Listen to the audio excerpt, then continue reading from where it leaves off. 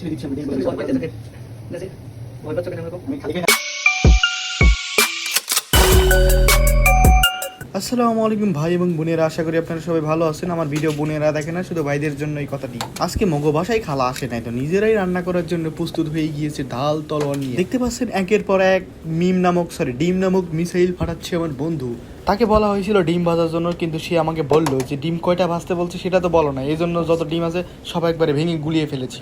বন্ধু ব্যাগগুনের ডাক দিয়ে বলে একটা ডিমের দেখো কতটি ডিম হয়েছে, মানে কয়টা কুসুম হয়েছে। আমরা রেগে সেই ডিম কুসুম নিয়ে কারামারি করতে করতে কুসুমগুলা গুলাই ফেললাম। তারপরে দেখতে পাচ্ছেন সমুদ্রের মধ্যে ছেড়ে দেওয়া হলো সাঁতারে কাটার জন্য। সে ভালোভাবে রক্ষণাবেক্ষণ করছে যে এদের ভালোভাবে অক্সিজেন কাজ করছে কিনা এবং প্রয়োজনীয় সরঞ্জাম দেওয়া হয়েছে কিনা।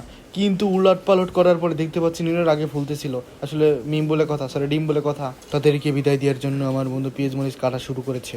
আর অন্যদিকে ডাল সমুদ্রের পানিতে তলিয়ে যাচ্ছে, বাঁচার জন্য হাজার চেষ্টা করে বাঁচতে পারলো না।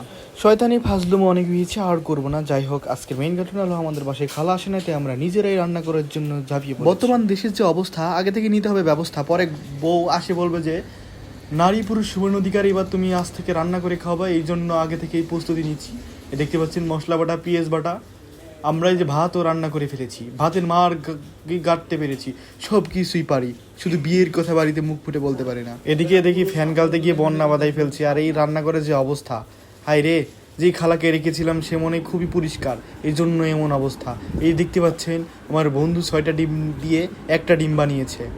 এই ডিমের পোস্টমর্টম করার জন্য আমাকে দায়িত্ব দিয়ে হয়েছে, এই জন্য আমি ভালো করে একটা চাকু নিয়ে আসলাম এবং একে পিস পিস করে সুন্দরভাবে কেটে নিলাম।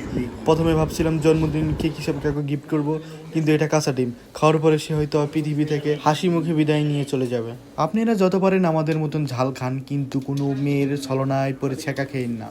দেখতে পাচ্ছেন আমার বন্ধু রান্না করতে করতে কি সুন্দর ঘেমে গোসল করে উঠেছে।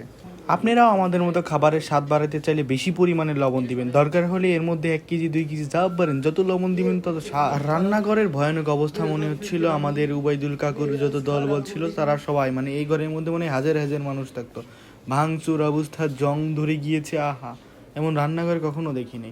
অবশেষে আমরা তরকারির মধ্যে মানে পানির মধ্যে ডিমকে চুবাবো 2 হাত দিয়ে। বারবার মিম বলে ফেলছি, ওগো মিম বললাম না, তোমার কারণে আমি খাচ্ছি ঘন ঘন ডিম। ওগো মনও দেখতে পারলা, এটা হলো বরিশালের রান্না, এটা খাওয়ার পরে আপনার 2 চোখ দিয়ে পানি আসবে, আপনি করে দিবেন কান্না।